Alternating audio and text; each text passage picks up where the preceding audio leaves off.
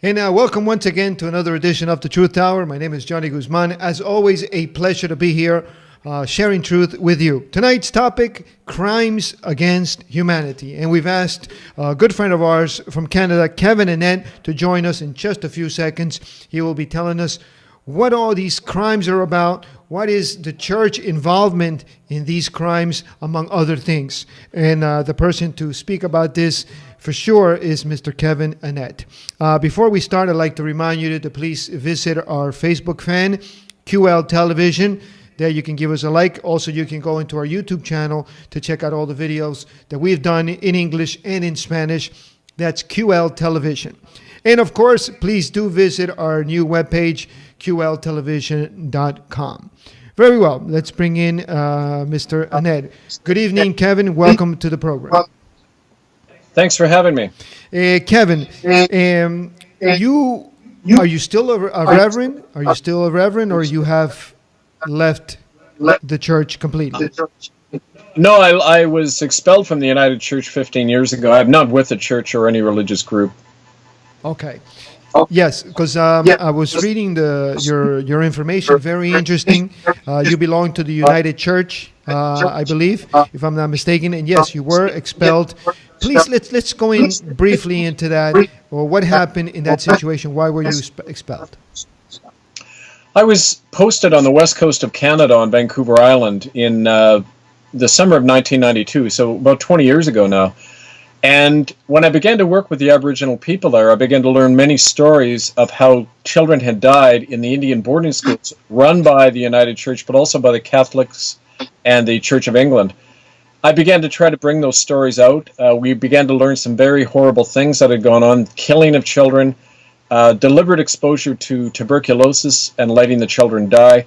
We even found documents eventually showing that the death rate was over 50% in these Indian schools. When I began to bring this information out, I was threatened. I was told to back off by my church officials. Eventually, I was fired, thrown out of the church completely. But for many years, I've been working with survivors of these crimes, Native people in Canada and in the U.S., but also now all over the world, people who've suffered from these same kinds of crimes at the hands of the churches and governments. So I'm very involved now with a whole international network of survivors of these kinds of crimes of genocide.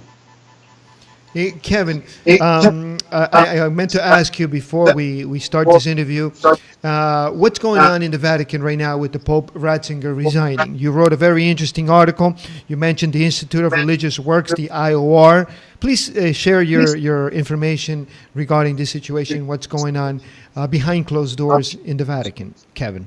Okay, well, there's two things behind this really unprecedented resignation of a pope. It hasn't happened in 700 years, and it's never happened just before Easter, one of the most important seasons in the Catholic year. So there were two main reasons why this very odd thing happened. First of all, because the Pope, Benedict Joseph Ratzinger, is involved deeply with the corruption in the Vatican Bank, in the money laundering. He has awarded Vatican contracts to his friends and family members, and there's a lot of dirt on the guy. That was one of the things that was about to open up. But the other thing that happened that we just learned today, and I just sent you a notice about this, is that there was a European government that was about to issue an arrest warrant within their country if Ratzinger ever came onto their territory. And it involved claims that he was involved in a criminal conspiracy to hide child abuse in churches, which is what he's done consistently. So, in other words, the Pope was facing possible arrest, and 5 days after that diplomatic note was sent to the Vatican, he steps down. So I don't think it's unrelated. I think a lot of these crimes are finally coming home, and the Church realizes they've got to do a major house cleaning, even though it'll just be a cosmetic change. Kevin, but one thing that we've done a lot of research and here in our program, and folks that we've interviewed, it's almost like what's going on behind closed doors, because they're all in this illusion, in this game together, right? You got the banking system, you got the people in power, you got the Illuminatis, you got the wealthy, these family secret societies. Aren't they all friends? So why are they bringing the dirt out onto Ratzinger at this moment? I think Ratzinger was put into that position deliberately to take the heat about all the things that they knew were going to come out. For example, the Vatican law that says that when priests and bishops learn about child rape, they're supposed to cover it up and not tell the police, or they'll be excommunicated. It's a policy called Crimen Solicitatis. It's been in since 1962.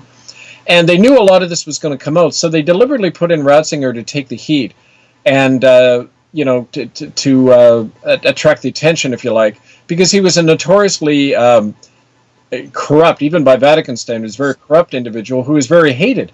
And so in a way, it was easy to use him as a figurehead to hide a lot of the other things that are coming out. This is about a whole system at work, not just about individuals.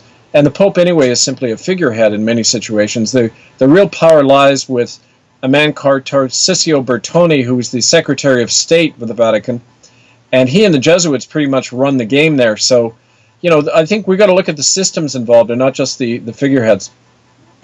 We also know about this other figure, right, that most people don't know, the Black Pope, they call him. Right now, the guy who took over Kolvenbach is the Spaniard, right? He's the leader of the Jesuit order. What can you tell us a little bit about his involvement in this genocide and these crimes against humanity, Kevin? Well, the Jesuits were the real architect of a lot of these crimes. Take, for example, the Indian boarding schools where hundreds of thousands of children died all over North America. It was a deliberate plan set up by a Jesuit bishop called Paul Duryea in the 1880s. And they modeled a way to destroy indigenous communities and impose Catholic leadership on them. Also, the Jesuits ran a lot of the universities all over the world that trained the priests, that trained the people to go out and cause these crimes. The Jesuits also have a lot of financial stake in grabbing other people's lands. The Jesuits are heavily invested in big pharmaceutical companies, in the arms industry. They have over $1.5 billion invested in America. And they own the Citibank of New York. I mean, they're a big financial player here. So this, like anything, is about big money. They even have agreements with governments around the world to fund taxpayers' money into the Vatican Bank. It's called a financial concordat. And, they just rake in billions every year because of this. So, this is the same old game that's been going on for centuries. But our critics, Kevin, will say, well, how do you know this? I mean, we know that the Jesuits, for example, run, what's the university over Washington? Is it Georgetown University, right? That's their headquarters. So we know that. But how can we tell those folks who are probably just starting to listen to programs like ours that, these allegations of the Jesuits being involved in these crimes, Kevin? Well, just to read anything about history, do a Google search about the Jesuits. Read about the special fourth vow that a Jesuit has to take, where they pledge themselves to kill, assassinate anybody who's an enemy of the Pope. This has been around since the 1540s, and Ignatius Loyola, as part of the Counter-Reformation. So this is well written about. You just have to do a little bit of reading. You'll see we're not making any of this up. Okay, so now you're involved in defending or bringing out. You're considered a whistleblower, right? What was it that caused this church, the United Church? What denomination is that church, Kevin? It's the largest Protestant denomination in Canada. It was set up actually by the government of Canada in the 1920s, and it ran many of these Indian boarding schools. The Catholic Church ran most of them. And, I'm telling you, any of these crimes that occurred in these schools, all of them are defined as genocide under international law. They were doing things like gathering up Native kids and sterilizing them en masse in special hospitals. They were deliberately exposing them to disease. They were using them in child trafficking and slave labor. This happened right up to 1996 in Canada. So why are they doing this? I mean, that's the question. Why is it that they're doing this? And why isn't no one saying anything about this? Well, they're doing it at first to grab the lands and resources. It was a very lucrative thing, especially in Western Canada. There was a lot of land and resources to grab, and this was the way to do it. You destroy the native cultures and get them off their land. Canada is still very important for uranium. Most of the uranium that goes into the U.S. military comes from northern Saskatchewan on Cree Indian land. The water and the uranium and the oil, that's what Canada is needed for. And a lot of Native people sit on those resources. So historically, it was to get that wealth, but also there was a whole lucrative trade in child trafficking that's still going on. And that's one of the things we're documenting. People can read some of that at our website, itccs.org. Yes, there was just recently a lot of cases came out. Actually, we did a program here in Spain back from the days of Franco. You know, they were selling children. The nuns were involved, and they were, young girls who were single parents would come in, and they would say to them that their children died while giving birth, and they would take these children and sell them off to Franco families that sympathized with Franco, with the dictator. And this big scandal just came out not too long ago, maybe last year, in Spain, where they approximately said that they stole about 250,000 children. I mean, that's alarming. I mean, was this going on over there as well in Canada? Because I said, if this was going on in Spain, supposedly in a developed country, you can imagine what was going on over here in Central America and South America. But was this also going on in Canada, Kevin? Yes, it goes on all over the world because this is a whole international network of child trafficking. I'm glad you mentioned Spain because I'm coming there in the spring. I've been invited by groups in Barcelona and Madrid to come and work with them. Because what we found is that, for example, in child orphanages and foster care home systems today, the Catholic Church is very big in forcing young women who are pregnant to surrender their children. And then they traffic those babies, just like they did in Spain under Franco. It makes a lot of money for the Catholic Church. They have agreements with hospitals to do this. And this, again, is all over the world. So it's one of the reasons we're confronting the Vatican directly, because we're realizing we are dealing with international crimes, not just in one particular country. Right. And so what is your organization doing? I mean, do you have an organization? What are you guys? Are you have you brought charges against the United Church? Yes, there have been numerous lawsuits in Canada brought by Native people against the United Church, the Catholic, the Anglican Church of England. And unfortunately, the government stepped in and stopped that legal action. They colluded, like they've always done. They've colluded with the churches to make sure that nobody goes to jail over this. But there have been an attempt to set up international court actions. For example, there is an application before the International Criminal Court to charge the soon-to-be ex-Pope Joseph Ratzinger with a criminal conspiracy to engage in all this. So there are attempts both locally and internationally to get legal action, but I think that it's important to understand that the courts can only do so much. It has to be the citizens who enforce this. One of the groups I work with in Ireland have talked about, and they have identified known child raping priests and have told those people they've got to get out of their communities. They're not allowed to practice anymore. I think that's the kind of direct action that's needed. Kevin, what can you tell us about the late John Paul II? Because the notion is that he was this real sweet old Polish guy. He broke tradition where, was the first non-Italian pope. But, as you mentioned a little earlier, or in your article, you just don't get to be pope because you're a nice guy. So what can you tell us a little bit about the late John Paul II? Well, two things about him, and you can read some of this in a very good book called In God's Name by David Yallop, which talked about the poisoning of his predecessor, John Paul I, because he was trying to investigate the Vatican Bank and how it was laundering money for the mafia. After they killed John Paul I, the cardinals brought in Karol Wojtyła from Poland, who became John Paul II. To get Pope, he had to have an agreement that he would call off the investigation into the Vatican Bank. He would reestablish all of the people who were laundering money for the mafia. So he made a deal with them right away. The other thing he did is he ensured that the CIA would be funding the Polish opposition movement.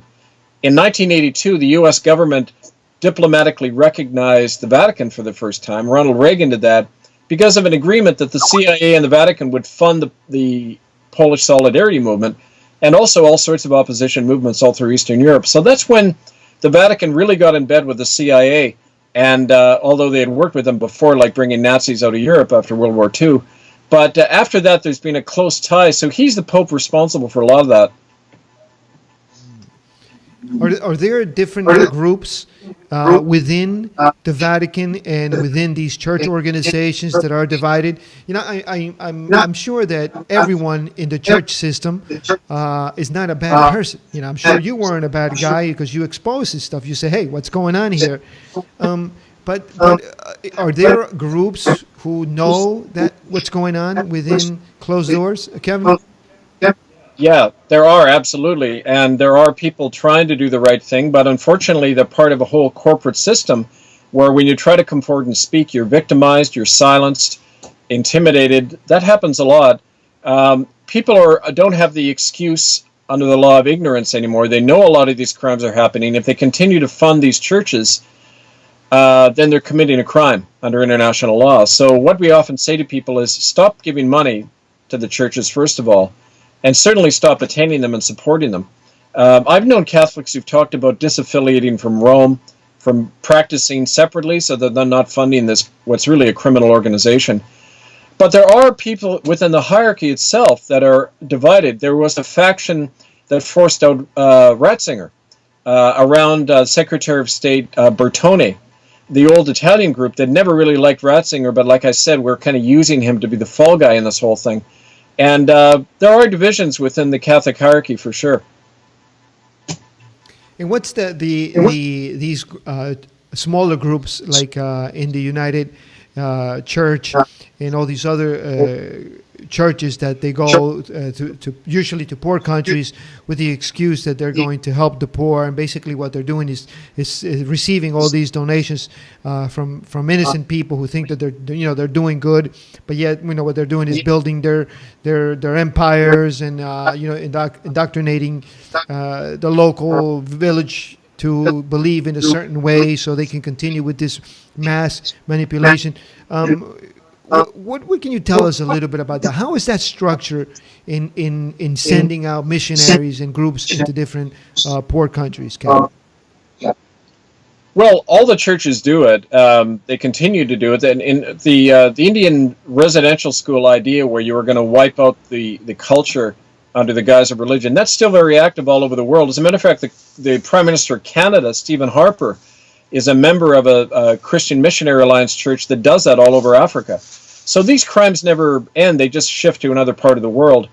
And what happens in any country, you find, is that we found in Canada alone, the mainstream churches spend at best maybe 5 or 7% of their revenue on charity. The rest is spent on a lot of other things to maintain their organization. They have corporate investments. They don't have to pay taxes because they're assumed to be a charity, and yet they don't often act like a charity. So these are really corporations hiding behind religion. And that's one of the reasons that under the income tax laws of many countries, they should not be, free from paying taxes. Is there a movement from I would say, I don't know if you want to call them the sovereign people or folks who have left the system that are suing or that are making claims against the church in these abuses, Kevin? There have been a lot of claims, but like I say, the government and the courts tend to collude with the churches a lot. It's often the case that, for example, here in Canada, if you go to our other website, hiddennolonger.com, you'll see a lot of evidence of what happened to these young kids in the Indian boarding schools right up to the 1990s. And whenever any of these people who are now adults tried to sue and claim that they saw killings, they're not allowed basically to bring that into court. They're not. It's not allowed to be used as evidence. They're silenced, and so a lot of these killers get away with it. And the reality is that these were crimes of genocide, and governments and churches today continue to collude. All over the world, we find that's the case. And what about the pedophilia? What about that horrific situation that's been all over the Catholic Church? But are we seeing this within the other church organizations as well? Because this is insane. I mean, how can a government or even the folks allow this and continue to send their children and support this system? I often argue with Catholic folks or religious folks in general. They say, well, the Catholic people, they've done a lot of good, the Catholic Church. And I say, well, what good have they done? They charge you from the day that you're born until after you die. You go to the most expensive schools are Catholic schools. Universities are Catholic universities are extremely expensive. I mean, you're paying for everything. So where's the good in this, Kevin? Well, it's like if there was a man in your neighborhood and he was a child rapist, and yet he also gave to charity and was nice to his nephews and the neighbor kids, he wouldn't be ignored and allowed to continue to do this just because he did an occasional nice thing to somebody. He'd be tried as he should be. Now, what's the difference between that and a big church? There shouldn't be any difference, and yet there is. Churches are breeding grounds for these crimes because they're secret societies. They're above the law, and the Catholic Church says that they're not subject to any law in the world. In that organization, you're going to attract child rapists because they know they can go in there, abuse children, and get away from it because they're a law unto themselves. Until we change that, these churches are going to be breeding grounds for child trafficking, child rape, and even worse crimes. So we have to bring the churches under public control. Any priest should be licensed as a public servant so that if they harm a child, they lose their license. It's that simple. They should not be under a separate umbrella called canon law or any of the other rules and regulations the churches bring in. When I was fired from the United Church and thrown out, no court would come and review what they were doing to me in their internal church court because they said that the way the church operated was beyond the law of Canada. So, that's a completely unacceptable situation if we're concerned about children or human rights. Kevin, we got to take a quick break. When we come back, I want you to talk about the psychological damage that these crimes are the results of these crimes to the family members, especially to these children that have been violated, and other children that have been tested on, as you said. When we come back, please talk a little bit about that. We'll be right back.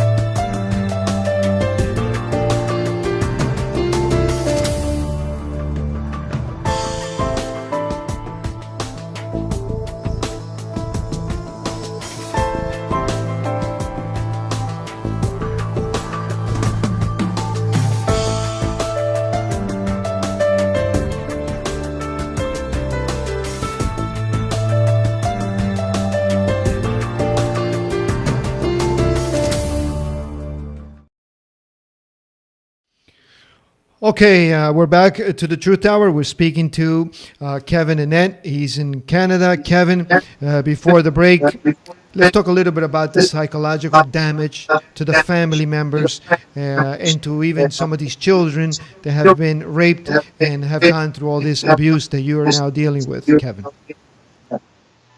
Well, the effect is traumatic and lifelong. It's not something that people ever really recover from. And one of the even worst aspects is no matter what culture you're dealing with, the effects are passed on generation to generation. And so, it's not unusual for anyone who survived any kind of confinement, doesn't even have to be a concentration camp, but imprisonment or abuse at a young age, the children will take on the same characteristics. So you'll often find Native people I work with who were never in a residential school have all the same effects. They die at a young age. They're heavily involved in drug abuse, alcohol abuse. They kill themselves. They inherit all this. And that's why to talk cheaply about healing and giving people a bit of money and an apology for these things, it never does anything. It may placate the guilt of the people who did it, but it doesn't actually help people on the ground. So, the realistically, recovery from these things can only happen when the system that caused it is stopped. Because if you're continuing to be abused by the fact that the people who caused it have gotten away with it and are still in power, like these churches, you're not going to recover. So it's part of a whole bigger approach we need about how to change our society so these institutions can't operate like laws unto themselves anymore. So what is the solution? I mean, you mentioned about not financing. Obviously, I always say this as well. I say, look, I don't care what religious group you're coming from or you want to belong to, but if they can tell you up front, listen, we want no money. We just want to help you, and you don't need to give us your tithes or your donations or whatever, then maybe I can understand that. But what other ways can we stop this craziness and this genocide? Because it is a genocide, Kevin.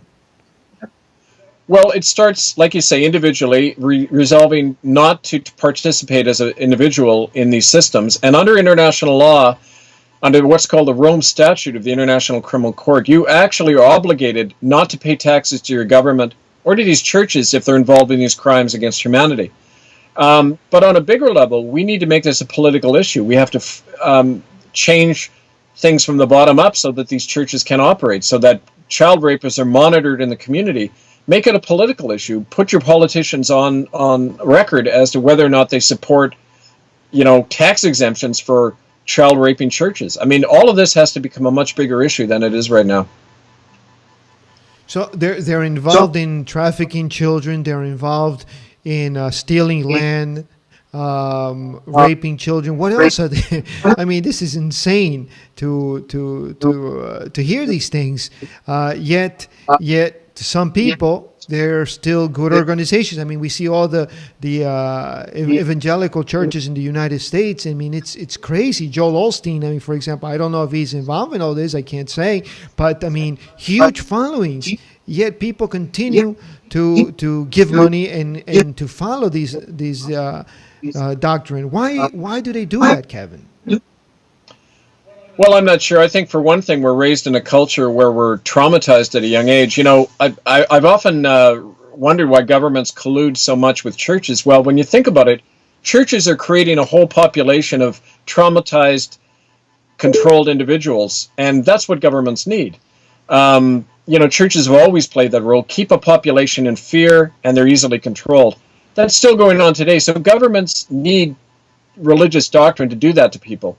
But also, when you traumatize children at a young age, they tend to be very submissive people.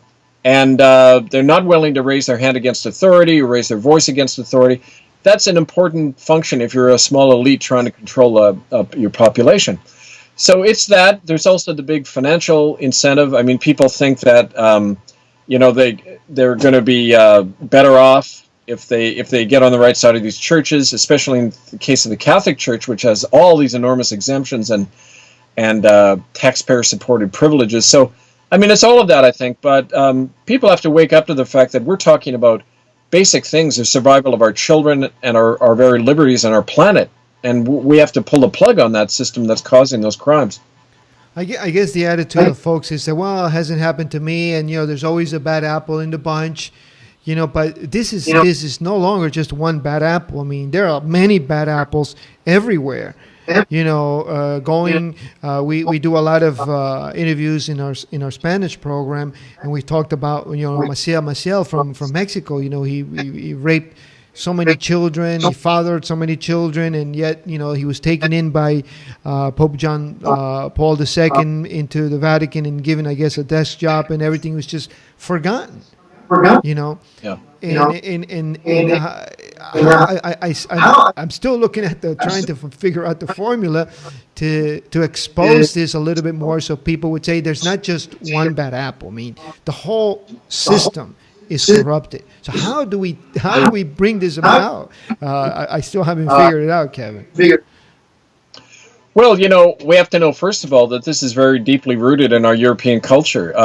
The first pages of the Bible say that mankind was cursed, that children are born in a cursed state, this nonsense called original sin. As long as you have that doctrine that's been indoctrinating centuries of our people, then you're going to have these systems in place. So we have to uproot it in the whole way we think.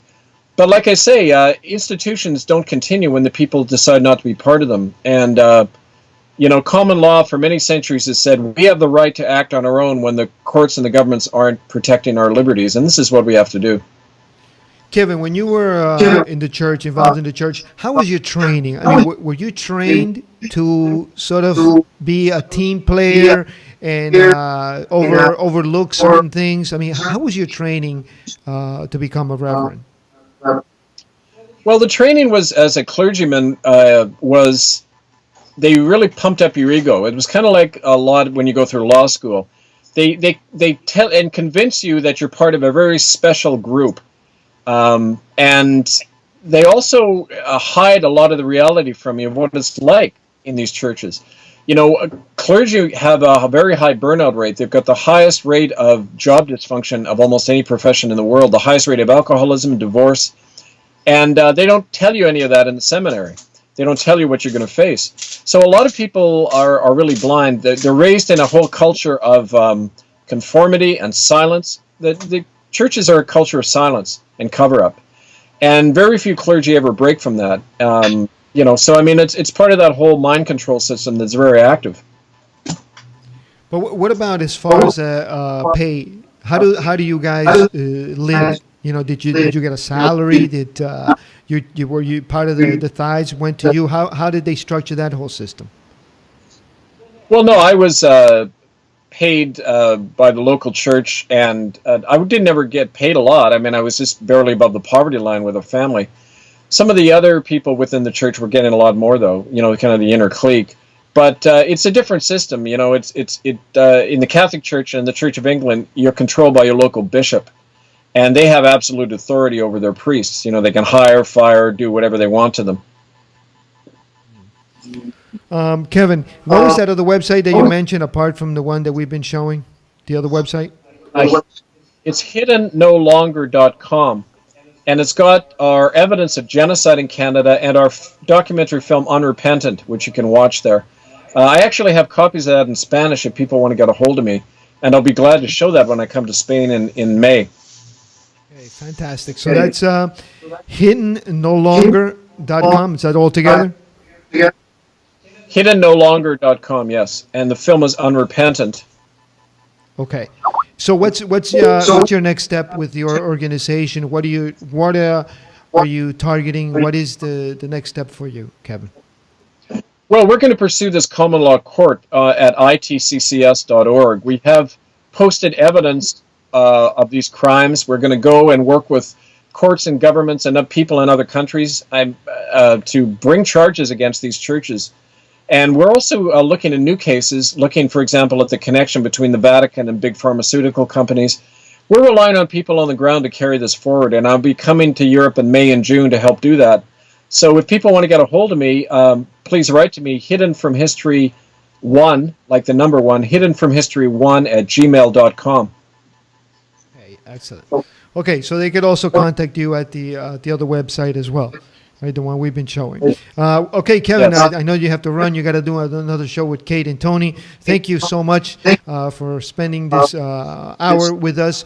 Any last thoughts that you'd like to get out to our friends regarding this whole situation with these crimes against humanity, Kevin? Well, just that I've experienced directly that when people are active, even if it's a small number of people and you stay persistent, these changes happen. The Vatican has never gone through a pope resigning just before Easter. That's a very important thing that's happened. It shows you the impact we're having. So I just say to people, keep at it, learn this information, and join us. Thank you. Kevin and Annett, thank you very much, my friend. Good luck with your projects. Good luck with your work. It's very important. And yes, we will continue to spread the word. Thank you, Kevin. Thank you. Okay, folks, that's going to do it for us. Thank you for being here. That was Kevin Annett. You can go into his site and check out all the stuff that he's doing. Also, I'd like to remind you to check out our webpage, qltelevision.com. There you can see all the stuff that's going on. Also, don't forget to check out the new page for Santos Bonacci's film. It's called bonacci.thefilm.com. There you can go in and make your donations and help get this project on the road. Thank you so much. I'll see you tomorrow for another edition of The Truth Hour. Ciao.